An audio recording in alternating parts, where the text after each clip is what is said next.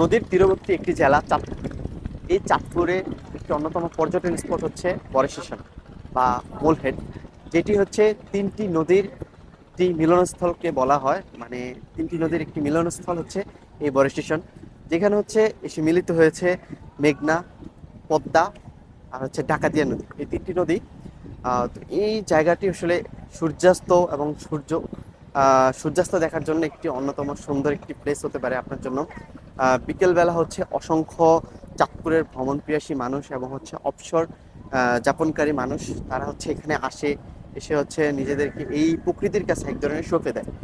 আপনার হচ্ছে ঝিরিঝিরি বাতাস, বসন্তের বাতাস, শরতের বাতাস, সব কিছুই এখানে একসাথে পাওয়া যায়। চারপাশটা একদম খোলামেলা একটি নদীর চারপাশে, যে নদীর যে একটা মানে ন্যাচারাল বাতাস, সেই বাতাসটি হচ্ছে গ্রহণ করার জন্য এটি হতে পারে একটি সুন্দর একটি জায়গা। তো যারা আপনারা হচ্ছে একদিনের ট্যুরের চিন্তা করতেছেন যে আসলে ঢাকার বাইরে এবং হচ্ছে আসলে মানে জঞ্জাল মুক্ত একটি সময় পার করতে চাচ্ছেন, তাদের জন্য হচ্ছে চাঁদপুর একটি খুব চমৎকার একটি প্লেস হতে পারে। বিশেষ করে চাঁদপুরের এই বড় স্টেশন, এই বড় স্টেশনে আপনারা এসে হচ্ছে আপনাদের যেই মানে ক্লান্তিগুলো, সেই ক্লান্তিগুলো আসলে দূর করতে পারেন। সেটা হচ্ছে যে এখানে প্রকৃতির কাছে এসে যখন আপনারা একটু বসবেন, একটু হচ্ছে নদীকে দেখবেন, এবং হচ্ছে আপনারা যখন এখানে বসে বসে হচ্ছে আহ, নদীতে যারা মাছ ধরতেছে, সেই মাছ ধরা জেলেদের হচ্ছে দৃশ্যগুলো দেখবেন, তখন কিন্তু আপনাদের কাছে আসলেই অনেক বেশি রিফ্রেশিং একটা মাইন্ড অলরেডি তৈরি হয়ে যাবে। তো যারা হচ্ছে চাঁদপুরে আসতে চাচ্ছেন, এখানে আরেকটা বিষয় হচ্ছে আপনারা যারা হচ্ছে ইলিশ পছন্দ করেন, ইলিশ পছন্দ করে না বাংলাদেশে এমন মানুষ খুব কম আছে। ইলিশের একটা হচ্ছে বাজার আছে এখানে, চাঁদপুর মাছঘাট। এখান থেকে 5 মিনিট হেঁটে গেলে হচ্ছে আপনারা মাছঘাট। ওখান থেকে আপনারা মাছ কিনে, মাছ হচ্ছে আপনারা হচ্ছে ফ্রাই করে এখানে হচ্ছে খেয়েও যেতে পারবেন।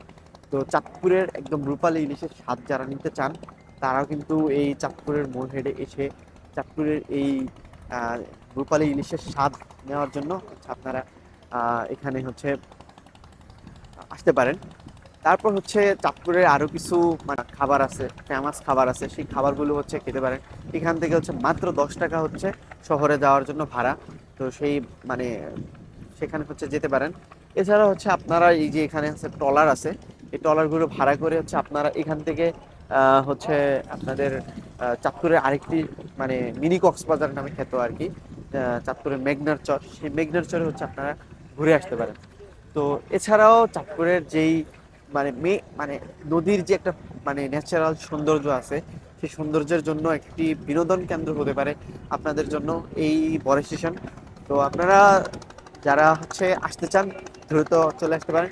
আপনারা খুব এখান থেকে হচ্ছে 10 মিনিট বা 15 মিনিটের রাস্তা আপনার হচ্ছে এই লঞ্চ ঘাটের।